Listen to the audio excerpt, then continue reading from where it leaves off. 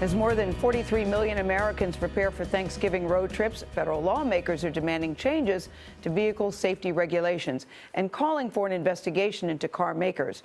It's all the result of an ongoing CBS News investigation into the strength of the car seats. Transportation correspondent Chris Van Cleve has been exploring the concerns for more than a year now. He found that seats can fail in rear-end crashes and lead to serious injuries or death. We got hit and almost lost my baby. Sorry. 3 years later, Hannah Hastings still struggles to talk about the day she and her son Eli were rear-ended in their 2002 Ford Escort. As this crash simulation shows, the force of the collision caused Hastings' seat to collapse, launching her head first into her 15-month-old son. Eli spent more than a month in the hospital, suffering brain damage, hearing loss, and partial paralysis to one side of his face. It's kind of difficult, especially for a mother, not knowing if your child's ever going to say your name, say mommy, ever again. Our ongoing investigation has identified over 100 cases where seatback collapses resulted in serious injury or death, mostly to children in the back seat.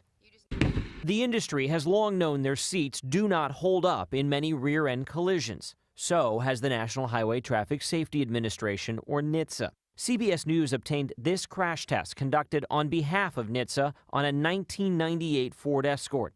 The test was designed to check for fuel safety, but watch what happens to the seats in a high-speed crash. They fail. Ford and other automakers say all seats meet or exceed the federal standard for strength, a standard written in 1967, that even this banquet chair passes. 200. Today, Senators Ed Markey and Richard Blumenthal, as well as Representative Diana DeGette, are sending this letter to NHTSA, demanding the agency take immediate action to remedy this significant seating system deficiency. I think because of CBS, because of this congressional investigation, the jig is up. They're going to be forced now to take an action, which they should have taken decades ago. Markey's office discovered some of the cases we found do not appear to have been properly reported to regulators by automakers.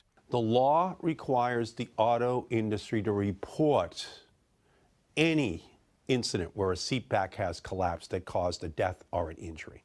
NHTSA tells CBS this morning it does not have the data to support changing the standard, while acknowledging the number of deaths caused by seatback collapse have likely been underestimated. Makes it a lot harder to say there's a problem if the car makers aren't reporting that there's a problem. There's a huge regulatory black hole within which the automotive industry is able to escape responsibility because they do not report these accidents. Other accidents don't get reported to NHTSA because automakers aren't required to if the car involved is more than 10 years old. The Ford Eli was injured in was 11. If the seat did not collapse, he wouldn't have suffered so much. He has to live with this for the rest of his life. Automakers can face stiff fines for not properly reporting accidents, and it's an allegation NHTSA says it takes very seriously. The agency stresses the safest place for kids is the back seat. Auto industry engineers have admitted the cost to fix seat backs could be on the order of $1 or so. For CBS This Morning, Chris Van Cleve, Washington. Special thanks to Chris Van Cleve for doing the series and raising these questions. It will hopefully now lead to changes. Such important reporting. I didn't even know that was possible, the way those seats jerked back that way. And the stunning thing is the car makers did. Yep.